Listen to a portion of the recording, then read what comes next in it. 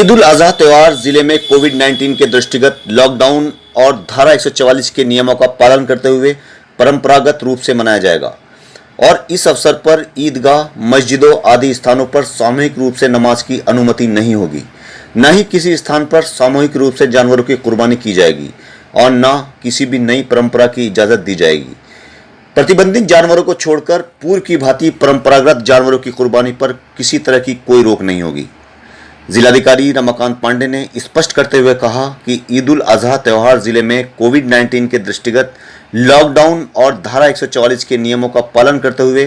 परंपरागत रूप से मनाया जाएगा और इस अवसर पर ईदगाहों, मस्जिदों आदि स्थानों पर सामूहिक रूप से नमाज की इजाज़त नहीं होगी और न ही किसी स्थान पर सामूहिक रूप से जानवरों की कुर्बानी की इजाज़त दी जाएगी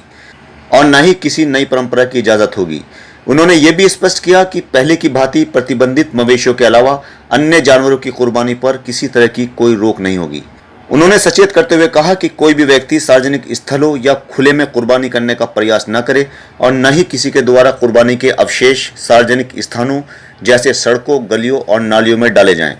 बल्कि उन्हें नियमानुसार अच्छी तरह जमीन में दबा दिया जाए ताकि वे नजर न आने पाएं।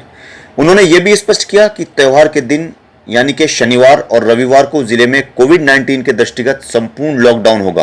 और धारा 144 भी लागू रहेगी। जिला प्रशासन द्वारा उनका सख्ती के साथ अनुपालन सुनिश्चित कराया जाएगा। इसलिए त्यौहार के संबंध में जो भी तैयारी या खरीद फरोख्त करनी है वो शुक्रवार की रात यानी कि जुमे की रात 10 बजे से पहले करना सुनिश्चित कर लें और सोमवार को सुबह 6 बजे के बाद सामान्य रूप से मास्क, सोशल डिस्टेंसिंग का पालन करते हुए जरूरत के मुताबिक ही घरों से निकलें। डीएम रमाकांत पांडे कल शाम 4 बजे विकास भवन के सभागार में ईद उल अजहा त्यौहार को शांतिपूर्वक और सौहार्दपूर्ण रूप से संपन्न कराने संबंधी आयोजित बैठक की अध्यक्षता करते हुए निर्देश दे रहे थे। उन्होंने बताया कि शासन द्वारा ईद उल अजहा को शांति और सौहार्दपूर्ण वातावरण में मनाने के लिए गाइडलाइन जारी कर दी गई है,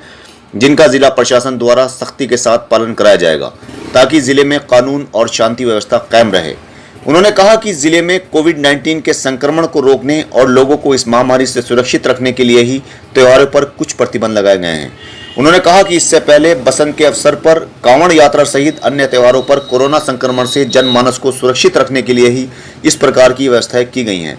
ईद उल अजहा के अवसर पर जो प्रतिबंध लगाए गए हैं उनका मकसद भी इससे अलग नहीं है। उन्होंने कहा कि कोई भी व्यक्ति अपने घर, घेर या चार दीवारी के अंदर प्रतिबंधित जानवरों को छोड़कर पहले की तरह परंपरागत जानवरों की कुर्बानी कर सकता है तथा कुर्बानी के गोश्त को पूरी तरह कपड़े आदि से ढक और लपेट कर ही ले जा सकता है। उन्होंने ये भी बताया कि शहरी और ग्रामीण क्षेत्रों में लगने वाले साप्ताहिक मवेशी या अन्य बाजारों पर भी शनिवार और रविवार के अलावा किसी तरह की कोई पाबंदी नहीं है। शासन के निर्देशों के अनुपालन में शनिवार और रविवार को लगने वाले साप्ताहिक बाजार प्रदेश में संपूर्ण लॉकडाउन के दृष्टिगत सुविधानुसार अन्य दिनों में भी लगाए जा सकते हैं, यानी कि जो शनिवार और इतवार के बाजार लगते थे उन दिनों को छोड़कर किसी भी दिन मवेशियों के लिए बाजार लगाया जा सकता है। उन्होंने अधिशासी अभियंता विद्युत को ईद उल अजहा के अवसर पर विशेष रूप से बिजली की सप्लाई सुचारू रूप से करने, अधिशासी अभियंता जल निगम को स्वच्छ पेयजल की समुचित व्यवस्था करने तथा अधिशासी अधिकारी नगर निगम और जिला पंचायत अधिकारी को इस अवसर पर विशेष सफाई व्यवस्था सुनिश्चित करने के निर्देश भी दिए। पुलिस अधीक्षक संजीव त्यागी ने कहा कि शासन द्वारा निर्गत दिशा निर्देशों का अनुपालन कराना प्रशासनिक और पुलिस अधिकारियों का कर्तव्य है। इसलिए सभी लोग जिला प्रशासन के साथ सहयोग करें और कुर्बानी के स्थान पर 5 से ज्यादा लोग एक साथ जमा न हों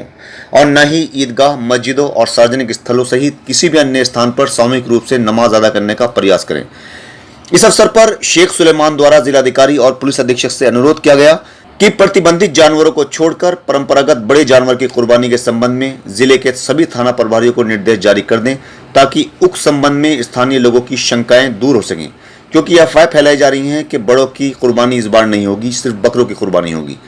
जिस पर जिलाधिकारी और पुलिस अधीक्षक द्वारा अपनी सहमति प्रकट की गई। इस मौके पर मुख्य विकास अधिकारी कामता प्रसाद सिंह, अपर जिलाधिकारी प्रशासन विनोद कुमार गौड़, अपर पुलिस अधीक्षक ग्रामीण और नगर क्षेत्र, सभी उप जिलाधिकारी और क्षेत्राधिकारी पुलिस, अन्य अधिकारियों के अलावा जिले के विभिन्न स्थानों से पधारे उलमा इकराम मौजूद थे।